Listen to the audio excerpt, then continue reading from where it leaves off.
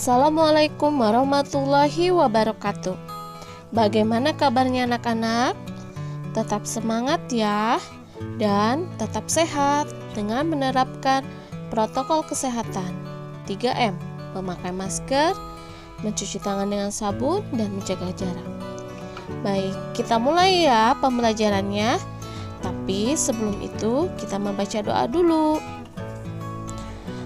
Baik, kita lanjutkan untuk pembelajaran yang ke-14 mengenai faktor-faktor pendukung mobilitas sosial.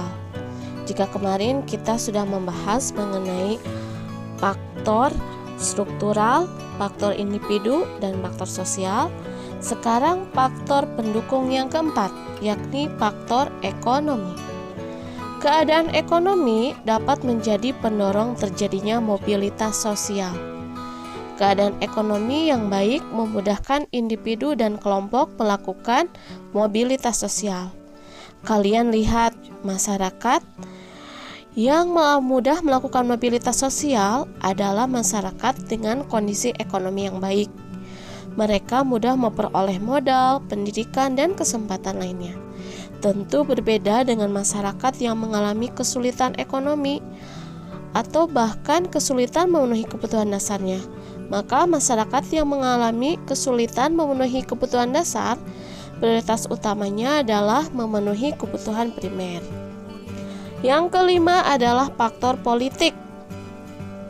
Bangsa Indonesia patut bersyukur karena memiliki stabilitas politik yang baik. Kondisi negara aman dan damai sehingga para pemimpin dapat menjalankan roda pembangunan dengan baik. Semua rakyat berperan aktif dalam pembangunan. Kondisi ini tentu berbeda dengan kondisi Indonesia pada tahun 1945 dan 1950. Pada masa tersebut, situasi politik dalam negeri tidak menentu.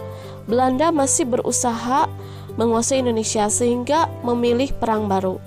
Pemberontakan pun terjadi, dan akhirnya pemerintah pun sibuk mengurus keamanan negara. Hal ini jelas mempengaruhi mobilitas sosial warga negara. Yang keenam adalah kemudahan akses pendidikan. Jika pendidikan berkualitas mudah didapat, tentu mudah juga bagi orang untuk melakukan pergerakan mobilitas dengan berbekal ilmu yang diperolehnya. Sebaliknya, kesulitan menjalani pendidikan yang bagus, maka sulit pula mengubah status karena kurangnya penguasaan ilmu pengetahuan. Pada zaman penjajahan, pendidikan sulit didapat oleh bangsa Indonesia. Akibatnya masyarakat terkungkung dalam kebodohan. Nah, untuk masa sekarang, kalian harus bersyukur karena kalian memiliki kesempatan yang sama dan yang seluas-luasnya dalam mengakses pendidikan, baik itu pendidikan menengah yaitu jenjang SD, SMP.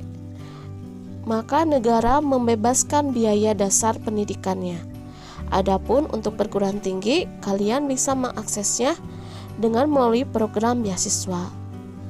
Nah, itu anak-anak faktor pendukung dari mobilitas sosial. Selain faktor pendukung mobilitas sosial, ada pula faktor penghambat mobilitas sosial.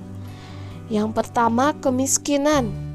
Tadi sudah dibahas ya, bagi masyarakat miskin mencapai status sosial sangat sulit karena pendidikan yang rendah. Akibatnya kualitas sumber dayanya pun rendah, maka sulit sekali untuk mencapai status sosial yang tinggi. Dan yang kedua adalah diskriminasi.